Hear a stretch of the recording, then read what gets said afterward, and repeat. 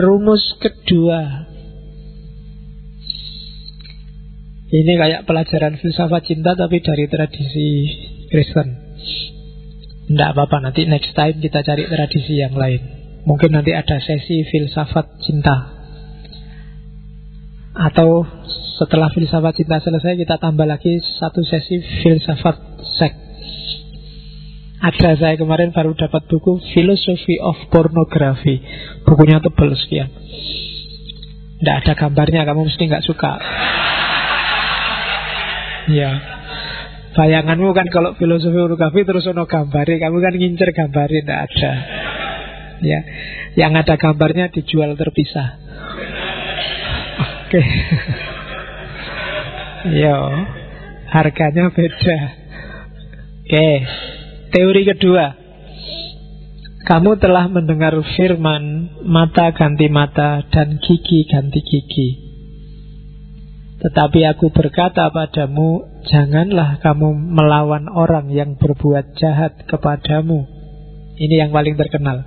Melainkan siapapun yang menampar pipi kananmu, berilah juga kepadanya pipi kirimu. Dan kepada orang yang hendak mengadukan engkau karena mengingini bajumu, serahkanlah juga jubahmu. Dan siapapun yang memaksa engkau berjalan sejauh 1 mil, berjalanlah bersama dia sejauh 2 mil. Berilah kepada orang yang meminta kepadamu, dan janganlah menolak orang yang mau meminjam daripadamu. Ini teori kalau kamu baca literal, seolah-olah konyol. Tapi padahal tidak. Jadi ini sebenarnya sebuah metafor yang luar biasa. Maknanya yang pertama adalah jangan menyimpan dendam dan balas dendam dalam batinmu. Karena begitu ada dendam, di situ pasti ada kebencian. Begitu ada kebencian, kamu kehilangan cinta dan kasih. Jangan salah, kalau kamu baca kisah-kisahnya Nabi Muhammad pun banyak sebenarnya yang ditampar pipi kiri, dikasih pipi kanan. Nabi tiap hari lewat di rumahnya orang yang tiap subuh lewat, Nabi diludahi. Itu kan luar biasa. Kalau mata balas mata, gigi balas gigi, harusnya Nabi Muhammad datang ke rumahnya, tak balas genti cuh gitu. Tapi kan enggak. Nabi sabar, diludahi ya diusap, nanti di masjid wudu dibersihkan lagi. Terus sampai satu ketika tidak ada yang ngeludahi. Nabi berhenti, kaget. Loh kok tidak diludahi? Ini langganannya kemana biasanya ngeludahi? Ya kan? Loh malah nunggu, itu kan ditampar pipi kiri, kasihkan pipi kanan. Tapi terus ditanya, kemana sih si fulan yang biasa ngeludahi saya? Oh sekarang sakit Nabi. Dan Nabi orang pertama yang menjenguk. Oh itu kan pipi kanan ditampar dikasih pipi kiri. Dan dengan gaya inilah Islam sukses. Dengan gaya itulah dulu Isa sukses. Kalau selalu mata ganti mata, gigi ganti gigi, dunia ini rusak. Kenapa Imam Samudra ngebom? Itu mata ganti mata, gigi jadi ganti gigi. Dia melihat penderitaan di Palestina, bagaimana orang-orang Palestina dibantai, sebagai gantinya sekarang orang bule, sekarang tak bunuhin semua. Itu mata ganti mata, gigi ganti gigi. Kalau peradaban manusia dibangun dengan basis ini, ya dunia rusak. Tidak naik kelas kita.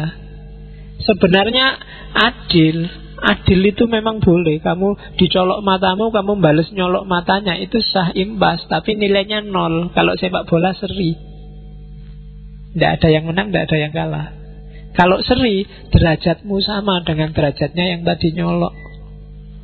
Kalau kamu ditampar pipi kiri dan balas nampar pipi kirinya dia, skornya seri. Kamu tidak lebih baik dari dia, podo wae. Jadi filosofinya di situ. Apa ndak boleh Pak saya balas? Ya boleh. Ya memang hakmu mata ganti mata. Tapi ketika kamu balas, ya berarti makommu sama dia sekarang sama. Dan agama kan tidak ingin manusia itu stuck levelnya gak naik-naik. Naiknya level ada dikasih. Kalau kamu dicurangi, jangan balas mencurangi. Kalau kamu dicurangi, balas mencurangi, ya levelmu bodoh, sama-sama ahli curang semua. Kalau kamu maling, dimaling, terus kamu juga maling, bodoh malingnya. Kamu kehilangan sandal habis Jumatan, terus kamu ngambil sandalnya orang lain, itu kan karena kamu dimaling, maka sekarang kamu maling. Kan gitu. Sah no pak, saya kehilangan sandal, sekarang dapat sandal satu. Nah itu berarti podo malingnya. Ya kan, harusnya kalau kamu kehilangan sandal satu, sandal yang satunya lagi kamu buang. Itu kan kayak ceritanya Gandhi itu kan, waktu dia mau naik kereta, karena kesusu, sandalnya yang satu ketinggalan di bawah, keretanya jalan. Terus sepatunya yang satu dicopot, dilemparkan ke sana. Ketika ditanya orang, loh kok malah sampean buang dua-duanya? Ya kasihan, nanti yang nemu cuma sebelah kan tidak enak, tidak bisa dipakai. Biar manfaat temuannya, ya dua-duanya harus dikasih. Nah, itu teori kedua. Ya memang berat dilaksanakan kayak gini, tapi kalau makommu pengen naik, levelmu pengen naik sebagai manusia, harus dicoba. Dan Nabi kan banyak sekali hadis yang mengisyaratkan semacam ini, dan Nabi juga banyak mencontohkan semacam ini. Kalau mata balas mata, gigi balas gigi, begitu Fathul Mekah, yang dibunuh pertama adalah Abu Sufyan. Tapi kan enggak, Nabi malah bilang, barang siapa berlindung di rumahnya Abu Sufyan, dia termasuk yang selamat, terlindungi. Oh itu ditampar pipi kiri, dibalas dikasih pipi kanan. Oke. Jadi itu teori kasih yang kedua. Teori kasih yang ketiga, kamu telah mendengar firman, kasihilah sesamamu manusia dan bencilah musuhmu. Tetapi aku berkata padamu, kasihilah musuhmu dan berdoalah bagi mereka yang menganiaya kamu. Karena dengan demikian kamu mengikuti Tuhanmu yang menerbitkan matahari bagi orang jahat dan orang baik, dan menurunkan hujan bagi orang yang benar dan orang yang tidak benar. Apabila kamu mengasihi orang yang mengasihi kamu, apakah terus upahmu, pahalamu apa? Bukankah pemungut cukai juga berbuat demikian? Apabila kamu hanya memberi salam pada saudara-saudaramu saja, apakah lebihnya dari perbuatan orang lain? Bukankah orang yang tidak mengenal Allah pun berbuat demikian? Jadi kalau kamu hanya sayang pada orang yang sayang padamu, bedanya apa kamu dengan orang lain? Bedanya apa dengan tukang pajak? Bedanya apa dengan orang dagang? Jadi kasihilah semua orang, zaliman au mazluman, dia yang mendukungmu atau menyusahkanmu. Bagi orang yang mendukungmu, berterima kasihlah. Bagi orang yang menyusahkanmu, kasihilah dan berdoalah, biar mereka jadi beres. Kayak Nabi Muhammad waktu dilempari, waktu di Taif, Jibril aja sampai tersinggung, sampai datang ke Nabi. Nabi, kalau mau tak balik sekarang tanah Taif, orang yang di atas bumi semua akan ada di bawah bumi detik ini juga. Itu kalau kalian kan mesti sip itu, tambah lagi iya kan, diajar aja satu-satu, itu. Cuma kan karena Nabi kan tidak begitu. Jadi pokoknya sikat aja. Nggak. Jadi dikasih semua. Kalau belum sadar ya didoakan biar sadar. Kalau kamu diserbu dan kamu nyerbu mereka, podo wae. Kalau kamu dikecewakan dan kamu balas mengecewakan mereka, sama saja. Levelmu sama saja. Makanya kalau kamu hanya menyukai dan mengasihi orang yang mengasihi kamu, terus upahmu apa? Pahalamu di mana? Tidak ada. Wong memang orang itu berbuat baik padamu dan kamu berbuat baik padanya. Tidak ada kelebihan apapun. Kelebihan itu orang yang tidak suka padamu berbuat jahat padamu dan kamu tetap berbuat baik padanya. baru disebut kamu lebih utama dari dia. Kamu punya pahala lebih dari dia, itu baru kamu lebih. Tapi kalau hanya balas-membalas selevel, ya kamu tidak beda sama mereka. Oke. Teori yang keempat. Jangan kamu menghakimi supaya kamu tidak dihakimi. Karena dengan penghakiman yang kamu pakai untuk menghakimi, kamu akan dihakimi. Dan ukuran yang kamu pakai untuk mengukur akan diukurkan padamu. Mengapa engkau melihat duri di mata saudaramu, sedangkan balok di dalam matamu tidak engkau ketahui? Bagaimana engkau dapat berkata kepada saudaramu, biarlah aku mengeluarkan duri itu dari matamu, padahal ada balok dalam matamu?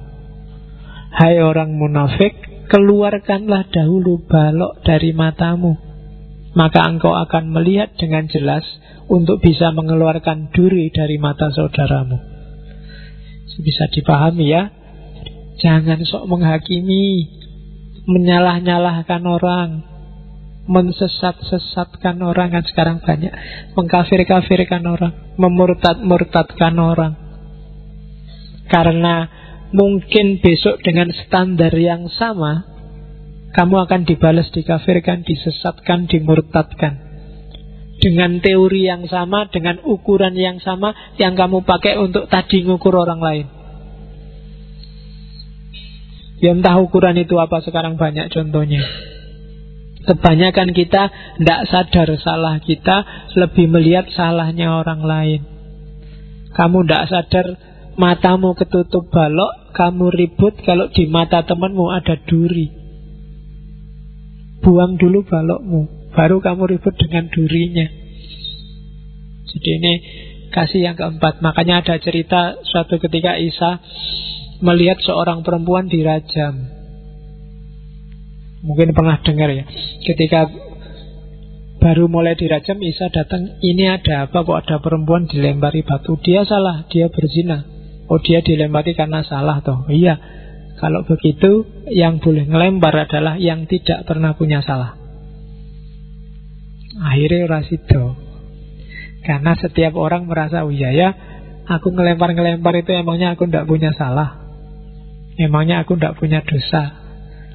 Kalau aku punya dosa, punya salah juga, harusnya juga tidak cuma ngelempar, aku juga harusnya juga dilempari.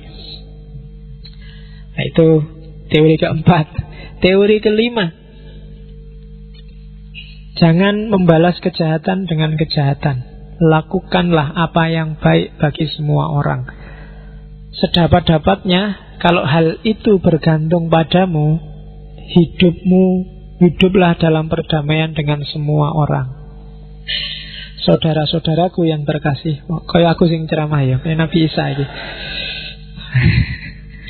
Saudara-saudara, janganlah menuntut pembalasan, tapi berilah hak Allah akan murkanya. Sebab ada tertulis, pembalasan, ini katanya Allah, pembalasan itu adalah hakku. Akulah yang akan menuntut pembalasan. Sekarang kan banyak orang kayak Allah, menghakimi, membalas, menyiksa dengan alasan tertentu. Kalau katanya Isa, jangan salah, itu haknya Allah. Kamu merampas haknya manusia aja dosanya besar, apalagi merampas haknya Allah. Jangan dirampaslah haknya Allah itu. Allah bilang, pembalasan itu hakku, aku yang akan nuntut pembalasan, kamu tidak usah ikut. Manusia itu objek, bukan subjek kalau dalam urusan pembalasan amal perbuatan. Nah, itu yang kedua. Oleh karena itu, apa sih yang harus kita lakukan? Kita jadi manusia saja yang baik. Kayak gimana manusia yang baik? Jika ketemu, jika musuhmu lapar, berilah dia makan. Jika ia haus, berilah dia minum. Dengan berbuat demikian, kamu menumpukkan bara api di atas kepalanya. Selama dia masih manusia, kalau kamu berbuat baik padanya, meskipun dia musuhmu, lama-lama itu perbuatan baikmu itu kalau kayak menumpuk bara di kepalanya. Jadi jangan kalah terhadap kejahatan, tapi kalahkanlah kejahatan dengan kebaikan. Nah, itu teorinya Isa. Karena memang orangnya lembut, tidak suka kekerasan. Yang terakhir, yang tentang kasih. Masih 10 menit. Sebenarnya masih banyak, nanti kalian baca sendiri di slide-nya. Melihat orang-orang yang banyak itu ada di narasi khotbah di atas bukit. Tergeraklah hati Isa oleh belas kasihan kepada mereka, karena mereka lelah dan terlantar seperti domba yang tidak bergembala. Teori domba dan gembala ini sangat terkenal kalau dalam tradisi Kristiani. Jadi kalau ada orang tersesat, anggaplah dia domba yang tersesat. Domba yang tersesat itu apa? Ya diselamatin, dikumpulin lagi sama kelompok domba yang tidak sesat. Hari ini kamu kalau ada yang sesat, kamu marah-marahi, kamu caci maki, kamu pukuli, kamu serbu, ya dia tidak jadi selamat. Sesat itu kan kesasar. Orang kesasar, arahkan ke jalan yang tidak nyasar. Kan itu aja teorinya. Dan jangan salah, ada beberapa narasi yang bagus. Ini tak loncati ya. Ada analogi yang bagus dari Isa. Gimana pendapatmu, katanya Isa. Kalau ada orang punya 100 ekor domba, terus hilang satu, tersesat satu, maka yang 90 dimasukkan kandang, 99, yang satu ini kan dicari mati-matian, ya kan? Dan begitu satu ini ketemu, ini kan orang yang menemukan domba satu ini kan senangnya luar biasa, bahkan melebihi sayangnya terhadap 99 yang lain. Alhamdulillah yang satu ini ketemu. Analoginya apa? Kamu yang merasa berdosa, merasa orang banyak dosa, merasa orang yang tidak karu-karuan, sholatnya sering bolong, jangan khawatir. Kamu ada kesempatan sangat disayang oleh Allah. Kenapa? Tobatlah. Begitu kamu tobat, itu kayak domba yang semula hilang terus ketemu. Yang nemu mesti senang luar biasa, alhamdulillah. Yang 99 itu loh dicuekin, yang satu ketemu ini yang diciumin, alhamdulillah sayang. Jadi itu bagi saya analogi yang cerdas tentang domba yang hilang. Jadi kamu tidak usah putus asa, harapanmu masih besar. Bahkan mungkin melebihi sayangnya Allah pada yang sudah alim dari dulu, yang sudah kiai, sudah ulama. Wis biasa Allah, wis aman orang ini. Yang tidak aman, yang dipikir jadi pikiran kan kalian yang masih tidak karu-karuan itu. Nah, jadi masih ada kesempatan kamu jadi yang paling disayang oleh Allah. Oke, kita lanjuti. Ini sama kayak cerita ini, ada perumpamaan, ada dua orang sama-sama punya utang. Yang satu utangnya cuma 200, yang satu 2000. Karena sama-sama nggak bisa bayar, akhirnya karena yang mengutangi ini dermawan, ya sudahlah tak ikhlaskan semua. Kalau dihitung antara orang yang utang 200 sama 2000 itu, terus tanya, kira-kira Allah lebih sayang yang mana? Tentu lebih sayang sama yang utangnya banyak. Utangnya banyak aja diikhlaskan, dua-duanya diikhlaskan. Yang utangnya sedikit diikhlaskan, yang utangnya banyak diikhlaskan. Secara logis berarti Allah lebih sayang dengan yang utangnya banyak. Berarti apa? Jangan minder kalau dosamu banyak. Ya kan? Orang dosanya kecil tobat diampuni, orang dosanya besar tobat diampuni. Dan secara logika sebenarnya yang lebih disayang apa? Yang dosanya besar ini tadi. Dosanya besar aja diampuni. Jadi justru yang lebih disayang yang dosanya besar. Jadi kamu jangan minder kalau dosamu besar. Kalau ini cerita tentang hakim yang buruk, ini sebenarnya filosofi doa. Jadi ada cerita seorang janda, seorang perempuan yang tiap hari mengadu ke hakim. Sebenarnya hakimnya ini hakim jelek. Jadi hakim yang korup lah ya hari ini, hakim yang tidak beres. Nah, janda ini ngadu terus ke hakim ini. Hakim ini cuek, ngapain tak ladeni janda ini. Oh, janda nggak menguntungkan bagiku, uangnya kecil, wis tua. Nah, kalau masih muda sih masih lumayan. Sudah tua nggak ada untungnya bagiku. Jadi tiap hari minta dicuekin. Lama-lama minta terus kan sebelah lah, kok lama-lama kok ganggu. Ya sudahlah, mintamu apa, ya wis tak turuti. Paling tidak seandainya kamu merasa nggak dekat dengan Allah, tapi kamu butuh sesuatu, kamu kan terus berdoa. Biar doamu dikabulkan, cerewetlah kayak janda tadi. Tiap hari berdoalah, tiap hari mintalah. Lama-lama Allah bosan. Ya wis tak kabulin lah. Daripada ganggu aku terus, ini susah dengerin kamu ngerengek tiap hari. Nah, itu analoginya. Maka jangan sungkan-sungkan berdoa apapun itu, bahkan yang tentang yang paling remeh sekalipun, yang menurut kamu tidak penting. Ini nggak penting ya, perlu berdoa nggak? Doa aja, ya kan? Oke, ya Allah, semoga ujian besok nilaiku 100 lah. Satu mata kuliah ini tidak apa-apa. Itu kan kayak tidak penting banget, gitu aja minta. Tapi minta aja. So mengerti kayak hakim tadi. Jane Allah ngabulin ya untungnya apa ya Allah. Tapi kan mungkin Allah capek dengerin kamu doa tiap hari ini. Kalau nggak cepat dikabulkan, sumpah aku tiap hari dengerin doanya. Nah, itu analogi hakim yang buruk. Kalau ini analogi tentang ilalang, nanti kamu baca sendiri ya. Hikmahnya analogi ilalang itu bahwa dalam hidup ini kok bisa Pak ada orang jahat, orang banyak dosanya, dibiarin aja oleh Allah. Kok dia juga ikut enak. Nah, itu kayak orang nanam padi misalnya. Begitu dia nanam padi, ada musuhnya yang iseng, kurang ajar dia nanam padi, tak kasih alang-alang. Akhirnya apa? Di sela-sela padi tumbuh alang-alang. Harusnya alang-alang itu kan diambil, tapi kan ya janganlah alang-alangnya jangan diambil, karena kalau alang-alangnya dipanen, ikut kepanen juga padinya. Dan itulah yang ada di pikiran Allah. Kalau orang jahat itu dibasmi hari ini, yang baik juga akan ikut. Kalau banyak orang jahat terus dikasih tsunami, emangnya yang kena tsunami hanya orang baik, orang jahat, kan yang baik juga ikut.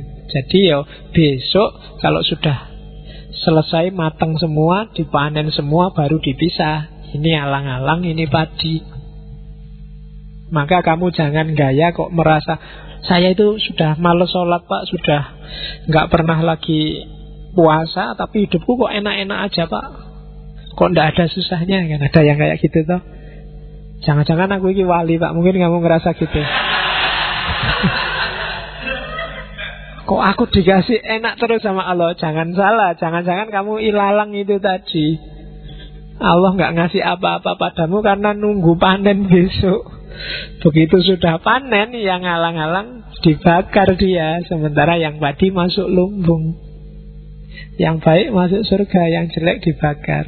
Nah, itu analoginya alang-alang. Nanti kalau kamu ada yang penelitian terhadap Alkitab, banyak sekali perumpamaan-perumpamaan semacam ini. Dan kebanyakan ranahnya akhlak.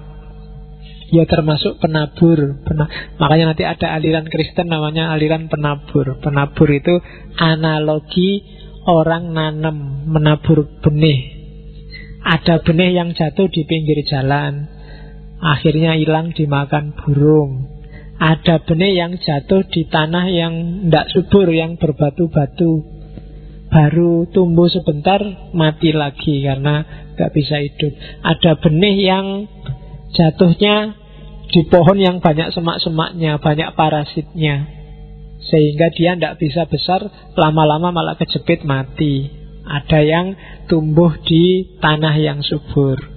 Kalau yang di pinggir jalan itu analogi dari orang yang tidak pernah ngerti ajaran, sampai ada burung yang makan, sampai dia dimakan oleh ajaran-ajaran yang jelek. Dia tidak pernah ngerti ajaran yang baik. Ada yang pernah ngerti ajaran yang baik, cuma dia nggak tahan banting, sehingga ketika datang kesulitan, dia terus balik kucing. Ada yang tumbuhnya di tengah semak. Dia tumbuh sih, tapi tergoda, terhimpit oleh hal-hal lain, oleh dunia, oleh harta, oleh wanita, sehingga tumbuh tapi nggak bisa berbuah. Lama-lama juga mati. Dan yang baik adalah tumbuh di tanah yang baik. Nah, ini logikanya penabur. Imanmu itu ada di tanah yang apa sekarang? Dia bisa subur dan berbuah apa enggak? Nah, itu silahkan kamu introspeksi sendiri. Dan yang terakhir, saya ambil dari khotbah di atas bukit, analogi garam. Engkau adalah garamnya dunia. Jika garam itu menjadi tawar, dengan apa dia diasinkan? Tidak ada lagi gunanya selain dibuang dan diinjak orang. Ini semacam tegaskan jati dirimu. Kalau kamu muslim, yo kayak gimana cirinya muslim, wujudkan itu. Kalau kamu orang baik, orang soleh, ya seperti apa orang soleh, wujudkan itu. Kalau tidak, kamu seperti garam yang tawar. Garam itu dicari asinnya. Kalau dia sudah tawar, mengasinkannya gimana? Dengan apa ya diasinkan? Biasanya orang mengasinkan dengan garam. Tapi kalau garamnya sendiri sudah cair gimana? Sudah tawar gimana? Sudah tidak bisa lagi. Satu-satunya jalan, kamu akan dibuang dan diinjak orang. Tidak ada gunanya. Maka garamilah hidupmu. Garam itu kan yang bikin hidupmu ada rasanya. Ada rasanya berarti ada maknanya. Hidupnya jangan flat, harus ada maknanya. Dari situ kamu bisa menggarami dunia, menggarami hidupmu. Kalau tidak, kamu akan terbuang. Bahkan kamu akan diinjak orang, dianggap tidak penting. Nah, itu teori terakhir malam ini. Sebenarnya masih banyak, cuma ini mancing aja bagi kalian. Banyak tokoh, banyak horizon keilmuan yang selama ini kita tutup telinga dan mata kita untuk mengaksesnya hanya karena bungkus. Ini salah satu contoh. Sebenarnya tadi yang tak sebut di atas semua itu, kalau tiba-tiba tak tunjukkan footnote-nya, ini ada di Markus pasal sekian, ayat sekian, itu mungkin kamu rasanya beda. Kamu sudah anggap ini, Kristen Pak, tidak sudah lah. Tapi ketika bungkusnya tak buang semacam ini, itu kan rasanya beda. Seolah-olah, ini hikmah yang penting. Itu sebenarnya kasus. Dalam banyak kasus selama ini kita semacam itu. Ada beberapa slide yang belum sempat tak baca, kalian baca sendiri. Sebenarnya masih banyak analogi-analogi baik dari Al-Quran maupun dari Alkitab. Oke, saya kira itu. Minggu depan kita ketemu dari tradisi yang agak berbeda. Keluar dari anak cucunya Ibrahim, kita masuk ke India. Kita ketemu Krishna. Ya tentunya pinjem mulutnya Walmiki, karena kita kenal Krishna dari Walmiki, pendeta Hindu zaman itu. Krishna dan Bhagavad Gitanya, kita bisa ambil apa hikmah dari Krishna. Kita tunggu minggu depan. Dan minggu terakhir kita akan ngomong Semar dari tradisi Jawa, manusia-manusia langit. Oke, saya akhiri sekian. Kurang lebihnya mohon maaf. Wal afu minkum wallahu a'lam bissawab wallahul muwaffiq. Wassalamualaikum warahmatullahi wabarakatuh.